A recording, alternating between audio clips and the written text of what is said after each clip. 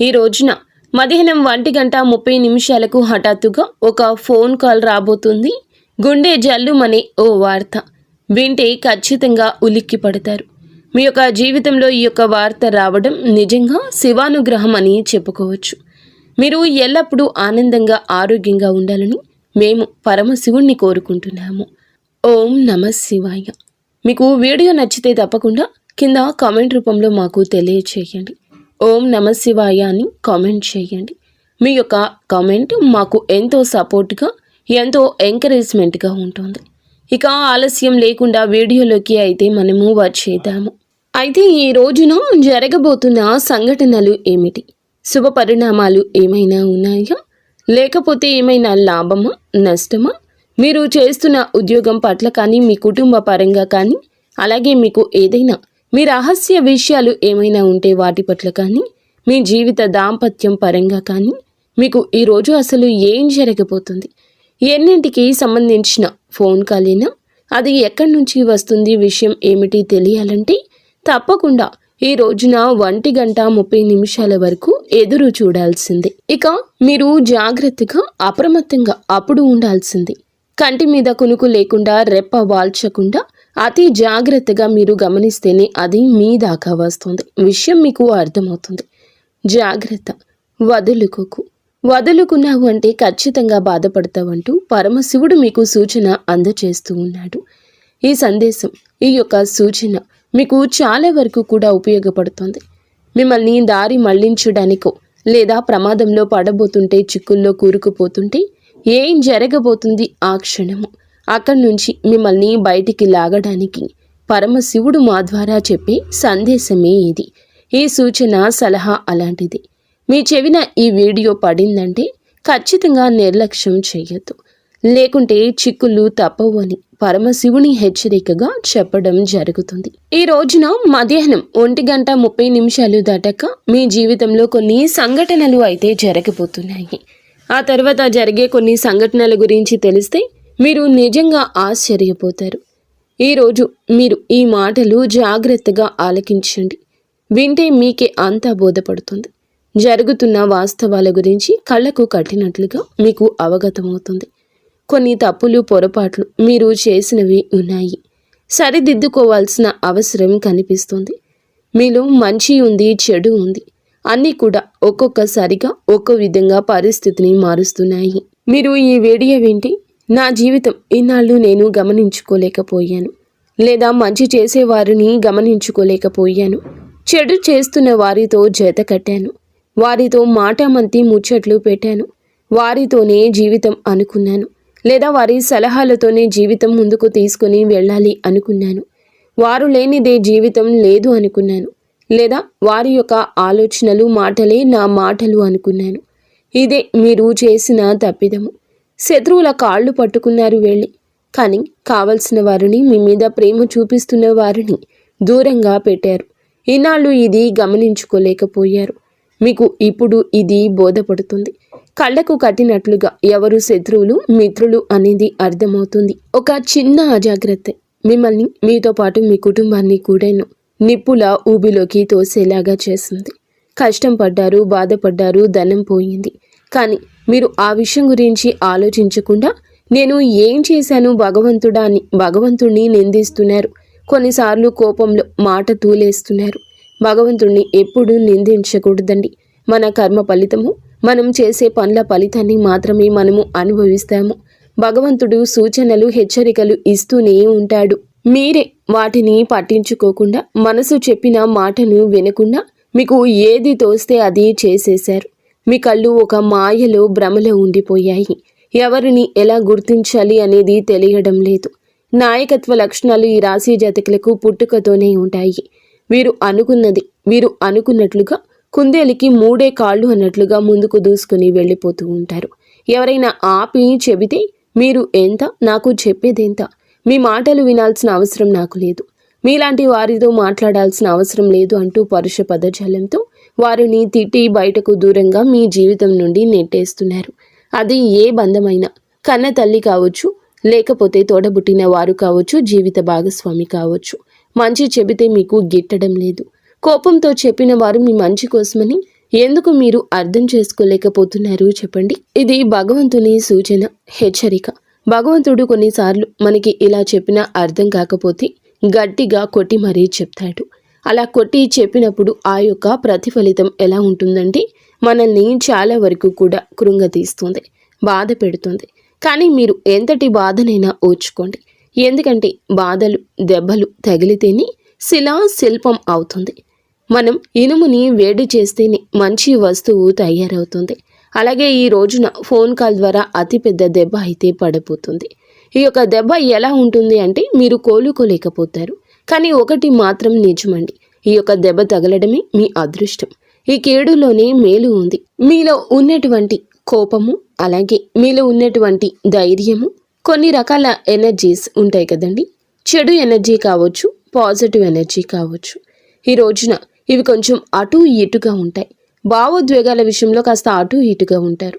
కొన్నిసార్లు తొందరపడి తీసుకున్న నిర్ణయాలు కూడా చాలా జాగ్రత్తగా ఆలోచించి తీసుకోవాలి అనే విషయం ఈరోజు బోధపడుతుంది.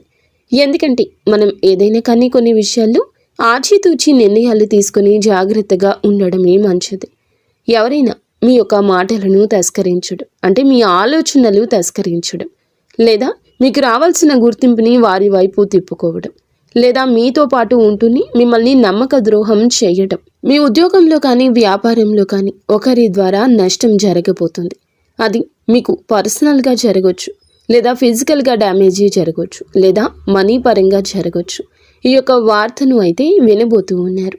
అయితే మీరు ఎక్కువగా కృంగిపోవాల్సిన అవసరం అయితే లేదండి. చెడు మనం దూరంగా ఉండాలి. ఆ చెడు ఏమిటి అనేది అర్థమైతే ఇక దూరంగా ఉండడం మీకు సాధ్యపడుతుంది. ఇది మీ జీవితాన్ని మారుస్తుంది. ఇక 0 నుంచి మొదలు పెట్టామనుకోండి, ఇక మొదలు పెట్టడం మీ వంతు అయితే మిమ్మల్ని చివరి దిశ వరకు తీసుకుని వెళ్ళడం భగవంతుని అనుగ్రహం. మీపై భగవంతుని అనుగ్రహం మెండుగా ఉంది అనే విషయాన్ని అస్సలు మరువకండి. ఎందుకంటే భగవంతుడు మంచికి తోడుగా ఉంటాడు. మంచి వారికి ఎప్పుడూ కూడా చెడు త్రోవలోకి వెళ్తుంటే ఒక మొట్టికాయ కొట్టి అయినా బయటకు తెచ్చే ప్రయత్నం చేస్తాడు. ఆ మొట్టికాయ ఇదే అనుకోండి. మీరు చేసిన పుణ్యమే మీకు శ్రీరామ రక్షలాగా, మీ చుట్టూరా రక్షణ కవచంలాగా పరమశివుని యొక్క అనుగ్రహం మీ చుట్టూరా ఉంది అని జ్ఞాపకం ఉంచుకోండి. ఎక్కువగా ఈ రాశి జాతకులు ఈ రోజున ఏ పనిలో అయినా కూడా ఎక్కువగా నిమగ్నం అవ్వండి. కానీ కొంచెం జాగ్రత్తగా ఉండండి. మీ యొక్క ప్రమోషన్, ఉద్యోగ వ్యాపార విషయంలో చేసేటటువంటి పని విషయంలో జాగ్రత్త. ఇంకా చెప్పాలంటే ఈ రాశి వారికి ఒకే ఒక మాట వస్తుంది, శ్రమ. మీరు ఎంత శ్రమ చేస్తే అంత కష్టం, అంత కష్టం చేస్తే అంత ఎఫెక్ట్ పెడితే అంత విజయం. సులభంగా ఏదీ రాదు కదండి. ఏ రోజు రాలేదని మీరు గతి తప్పి ఆలోచన చేయొద్దు. ఎవరో బాగున్నారు, ఎవరో ఏదో చేసి బాగుపడ్డారు అన్నట్లుగా ఆ త్రోవను ఎంచుకోవద్దు. మీకు 10 రెట్ల ఫలితం తప్పకుండా కలుగుతుంది. మీ మంచి త్రోవ, మీ మంచి మాట, మీ మంచి నడవడిక ఎప్పుడూ మీకు శ్రీరామ రక్షలాగా ఉంటుంది అనే విషయాన్ని పదే పదే చెప్పక తప్పదు. మీ పని మీద కొంచెం ఫోకస్ పెట్టాల్సిన సమయం ఆసనమైంది.